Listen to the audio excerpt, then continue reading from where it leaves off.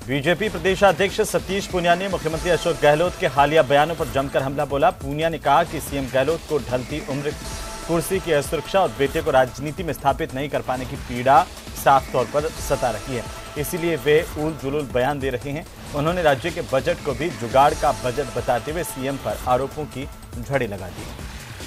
कुर्सी की असुरक्षा है और उम्र के ढलान पर जब राजनीति में बेटा स्थापित नहीं होता है उसकी एक निराशा भी मन में रहती है।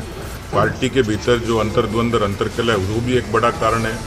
कुल मिलाकर उनकी निराशा साफ तौर पर उनके बयानों में भी दिखती है और उनके कामों में भी दिखती है। तो वहीं उपनेता प्रतिपक्ष राजेंद्र राठौड़ ने कांग्रेस के सियासी घटनाक्रम पर फिर से तंज कसा है। राठौड़ ने कहा कि मुख्यमंत्री अशोक गहलोत के बेहद नजदीकी होने के बावजूद संसदीय कार्य और यूडीएच मंत्री शांति धारीवाल को और महेश जोशी को एआईसीसी से बाहर का रास्ता दिखा दिया गया। राठौड़ ने कहा कि कांग्रेस के प्याले में कब तूफान आ जाए कोई नहीं जानता। प्रदेश की जनता कांग्रेस की उठापटक का खामियाजा भुगत रही है।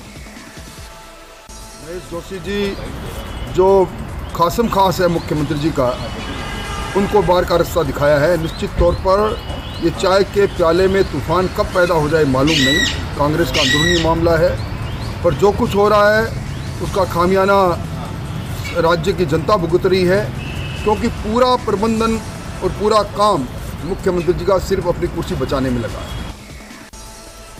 जयपुर में पुरानी पेंशन योजना की बहाली संयुक्त मोर्चा के तत्वावधान में रेल मंडल प्रबंधक कार्यालय प्रांगण में रेल कर्मचारियों की ओर से विशाल प्रदर्शन किया गया।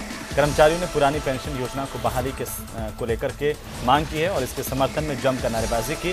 प्रदर्शन के दौरान मंडल कार्यालय, स्टेशन, गैरेज, डिपो, विद्युत और संकेत डिपो के साथ ही इंजीनियरिंग यूनिट टीआरडी में कार्यरत सैकड़ों कर्मचारियों की ओर से जमकर नारेबाजी की गई। बड़ी संख्या में कर्मचारी इकट्ठा हुए और इस प्रकार महाप्रबंधक कार्यालय प्रांगण में भोजन अवकाश में भारी संख्या में कर्मचारियों ने प्रदर्शन में हिस्सा लिया और नई पेंशन योजना के खिलाफ भी नारेबाजी करते हुए पुरानी पेंशन योजना को बहाल करने की केंद्र सरकार से मांग की है।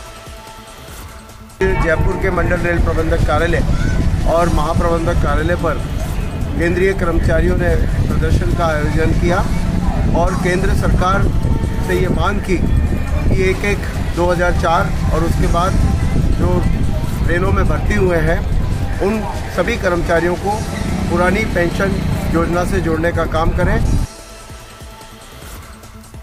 राजधानी जयपुर में 2 दिवसीय आमुखीकरण कार्यशाला का उद्घाटन किया गया। राजस्थान राज्य कृषि अनुसंधान संस्थान दुर्गापुरा में उद्घाटन कार्यक्रम का आयोजन हुआ। कार्यक्रम में जन स्वास्थ्य अभियांत्रिकी और भूजल मंत्री महेश जोशी मुख्य अतिथि रहे।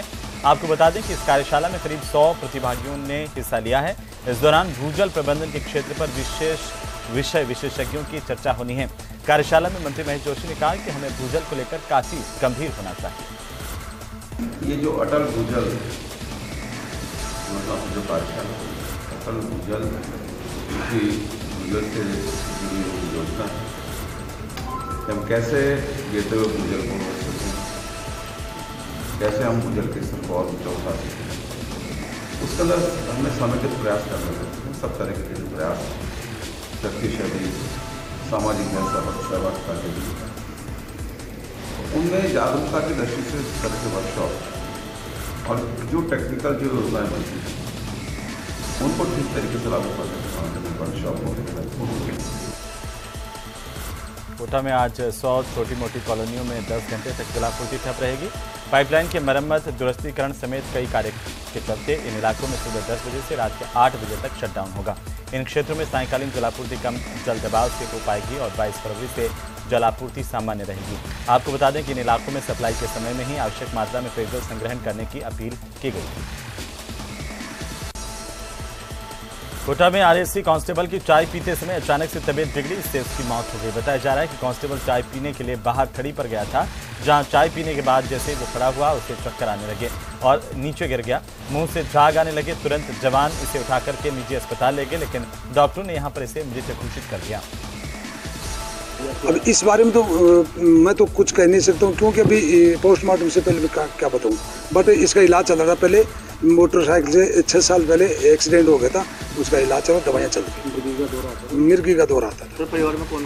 परिवार में 2 बच्चे हैं, एक कोटा के 200 करोड़ की अपेक्षा ग्रुप महाठगी मामले को लेकर एसआईटी की टीम ने डायरेक्टर समेत 3 आरोपियों को गिरफ्तार किया है। मुरली मनोहर नामदेव, कुमार वर्मा और गिरिराज नाइक को बूंदी जिले के नैनवा जेल से प्रोडक्शन वारंट पर पकड़ा गया है। अब इनसे धोखाधड़ी मामले को लेकर कड़ाई से पूछताछ की जानी है।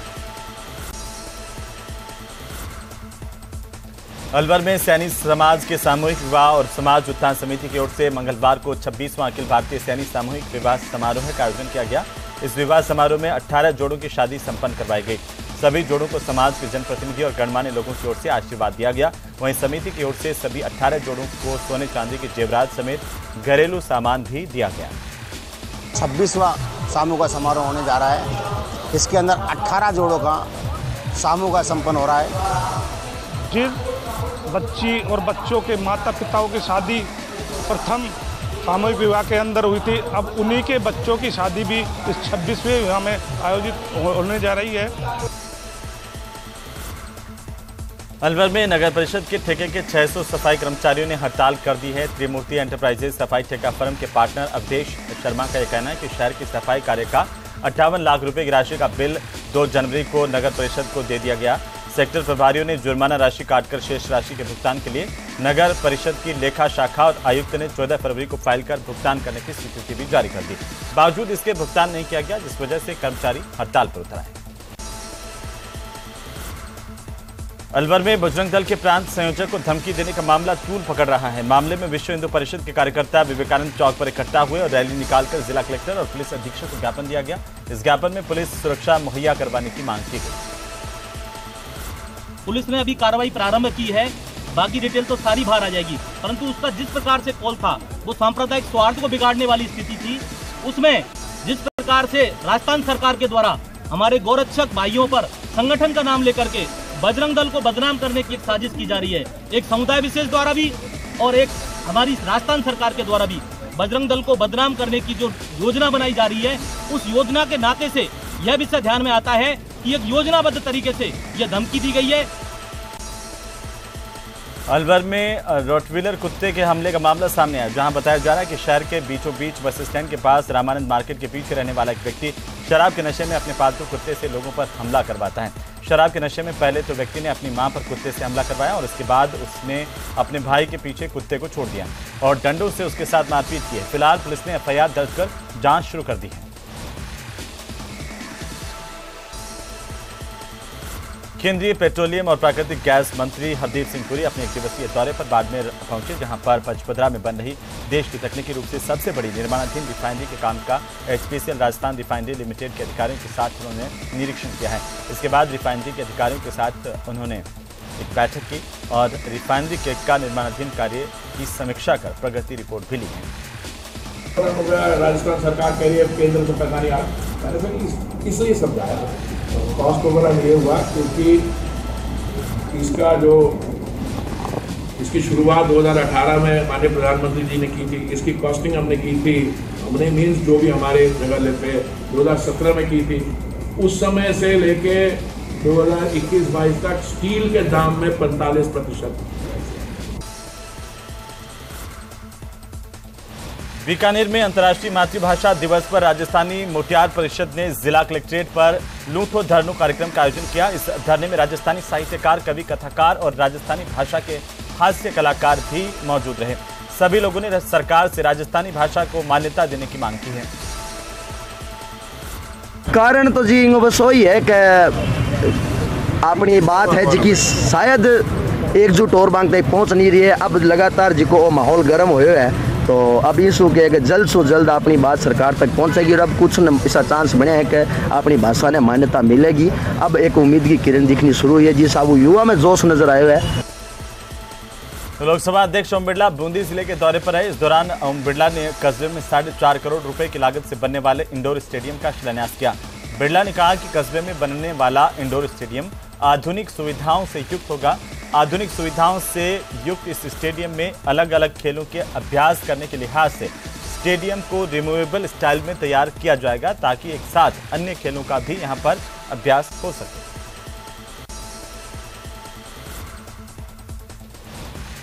धौलपुर में जाटोली पुलिस चौकी पर तैनात कांस्टेबल की संदिग्ध परिस्थिति में फंदे से झूलती लाश मिलने से परिजनों में हड़कंप मच गया। घटना की सूचना स्थानीय निहालगंज थाना पुलिस को दी गई। घटनास्थल पर पहुंची पुलिस ने डेड बॉडी को कब्जे में लेकर मौका मुआयना किया है। खरी रिपोर्ट पेश की है कि मेरा भाई इस प्रकार राजस्थान पुलिस में था, जो सदर थाने में तैनात था, जिसका नंबर 547 है और अपने गणराज कॉलोनी में निजी निवास में रहता रहा। देदेरा का रहने वाला है मूल रूप से। तो उसकी रिपोर्ट पे मर्ग 174 CRPC दर्ज कर और उसकी पंचायतनामा कार्रवाई कर दी है और बोर्ड द्वारा उसके लाश का पोस्टमार्टम कराया गया है और मृत्यु कारणों की जांच एसएसपी साहब द्वारा की जा रही है।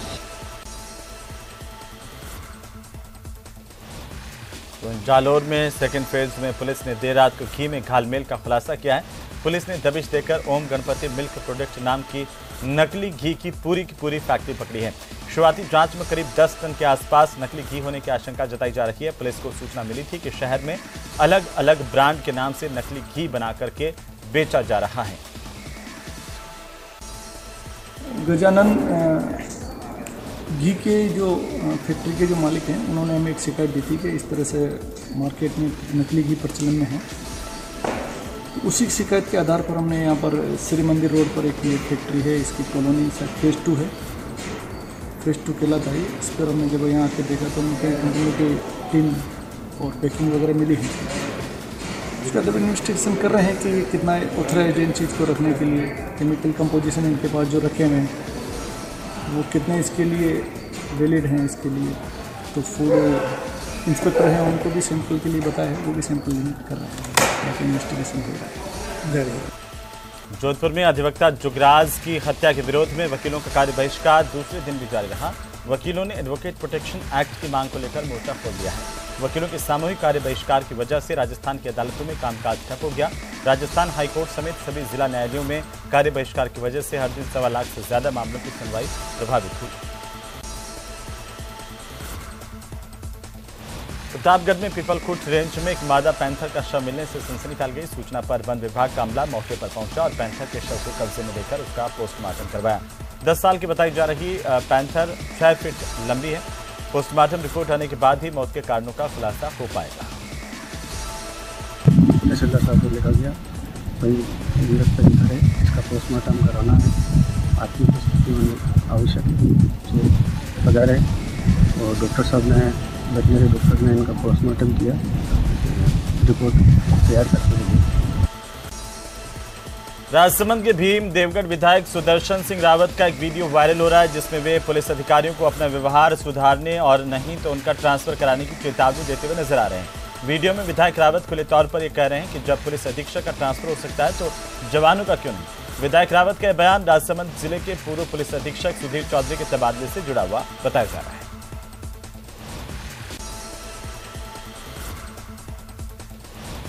राजसमंद के देवगढ़ सामुदायिक स्वास्थ्य केंद्र में डॉक्टर अशोक कुमावत के साथ मरीज के परिजनों की ओर से मारपीट करने का सीसीटीवी फुटेज सामने आया। डॉक्टर ने मरीज के परिजनों पर जान से मारने की धमकी देने और अवैध पैसे लेने की शिकायत देवगढ़ थाने में दर्ज करवाई है।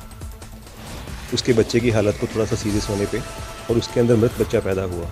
एक सिंपल कॉम्प्लिकेशन थी। इसके अंदर परिजनों ने आके अस्पताल परिसर में ड्यूटी पर तैनात चिकित्सक के साथ मारपीट की और उसे अभद्र भाषा का प्रयोग कर दिया। इसके अंदर समूहतः हमारा चिकित्सक सारे साथी हमारे आहत हैं और सरकारी अस्पताल के अंदर इस तरीके की दुर्व्यवहार उस डॉक्टर के साथ अच्छा नहीं है। हम लोगों ने आज उसके लिए केस दर्ज करवाया है और सभी चिकित्सक यहाँ पे कलेक्टर महोदय को अपना ज्ञापन देने आए हैं और यहाँ पे पुलिस अधीक्षक साहब को भी ज्ञापन दिया है हमने। हमारी यही डिमांड है कि उचित कानूनी तरीके से उसकी कार्रवाई की जाए। सवाई माधोपुर जिले के प्रभारी और सार्वजनिक निर्माण विभाग मंत्री भजनलाल जाटव सवाई माधोपुर जिले के दौरे पर है, जहां पर उन्होंने सर्किट हाउस में मीडिया से बातचीत करते हुए केंद्र सरकार पर जोरदार निशाना साधा। मंत्री भजनलाल जाटव ने मुख्यमंत्री के बजट की सराहना करते हुए कहा कि इस बार मुख्यमंत्री की ओर से राज्य की जनता को बेहतरीन बजट दिया गया, साथ ही सभी वर्गों के कल्याण का विशेष ख्याल इस बजट में रखा गया है। केंद्र की सरकार ने तमाम एजेंसियों को बेचने का काम किया है और अपने उद्योगपति मित्रों को फायदा पहुंचाने का काम किया है। चाहे तमाम एयरपोर्ट हो, चाहे बंदरगाह हो, चाहे हमारे तमाम रेलवे स्टेशन हो, चाहे अपने एयरपोर्ट हो, उन सबको बेचने का काम केंद्र की सरकार ने किया है। और अब खबर सीकर से, जहां पर एनआईए ने गैंगस्टर अनिल उर्फ पांड्या के ठिकानों पर छापेमारी की। एनआईए की टीम ने फतेहपुर इलाके में स्थित अनिल उर्फ पांड्या के घर पर करीब 5 घंटे तक तलाशी अभियान चलाया। सुबह करीब 4 बजे अनिल पांडे के घर एनआईए की टीम पहुंची और 9 बजे तक घर के चप्पे चप्पे की तलाशी ली गई।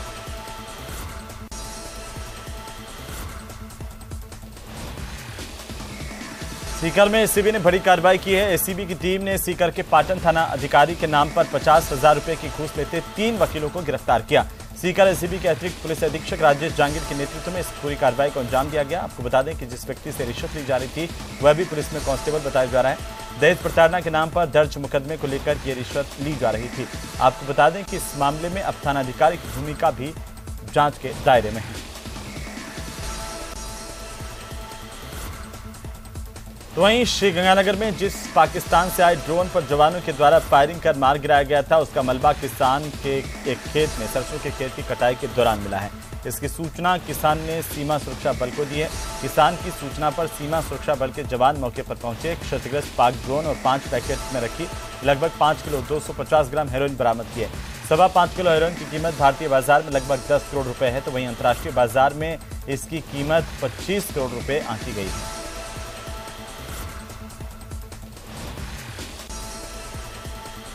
श्रीगंगानगर के चुनावगढ़ थाना इलाके में मंगलवार को एक रोडवेज और निजी बस के बीच में टक्कर हुई। हादसे में रोडवेज बस चालक घायल हुआ है।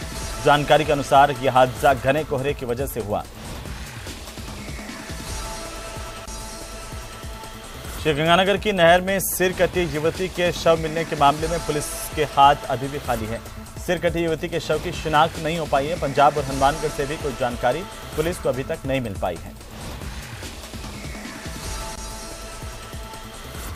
टोंक में सांसद खेल महाकुंभ के तहत निजी कॉलेज में कबड्डी, वॉलीबॉल और खो खो प्रतियोगिता का आयोजन किया गया, जिसमें सांसद सुखबीर सिंह जौनपुरिया ने सांसद खेल महाकुंभ की शुरुआत की। विजेता और उपविजेता रही टीमों को मोमेंटो प्रदान किया और खेल प्रतियोगिताओं में हिस्सा लेने वाले सभी खिलाड़ियों को प्रशस्ति पत्र देकर सम्मानित किया गया। इस हिसाब से माननीय प्रधानमंत्री ने कहा है कि हर जिले के अंदर में महाकुंभ होना चाहिए, उसी के अनुसार में आज सांसद खेल प्रतियोगिता शुरुआत की है और उसके नाते अभी हमने सबसे पहले सेंट सेवियर्स हमारा बड़ा स्कूल है, पूरे ज़िले के बच्चे इसमें आते हैं, तो हमने यहाँ से शुरुआत की है ताकि अच्छे बड़े बच्चे हैं उन सब में हमने किया है कि जो भी फर्स्ट सेकंड टीम आएंगी तो 3 आज मैच कराएंगे हम, कबड्डी का, खो खो का और बैडमिंटन का। तो इस सब में ये हमारी महिला लड़कियाँ भी हैं और बच्चे भी हैं। उदयपुर में आंगनबाड़ी के करीब 200 कार्यकर्ताओं ने नगर निगम परिसर में नारेबाजी की और प्रदर्शन किया। उन्होंने बताया कि काफी समय से संघर्ष करने के बाद इस साल के बजट में आंगनबाड़ी कार्यकर्ताओं को राज्य सरकार से स्थायी करने की आस थी, लेकिन बजट से उन्हें निराशा हासिल हुई है। राजस्थान बार एसोसिएशन के सदस्य जुगराज चौहान की 18 फरवरी को जोधपुर में हुई नृशंस हत्या के विरोध और एडवोकेट प्रोटेक्शन एक्ट को लागू करने की मांग को लेकर प्रदेश के अधिवक्ता लगातार प्रदर्शन कर रहे हैं। इसी को लेकर उदयपुर के अधिवक्ता भी एकजुट हो गए। सोमवार को भी अधिवक्ताओं ने मांगों को लेकर कोर्ट चौराहे पर टायर जलाकर मानव श्रृंखला बनाई और प्रदर्शन किया।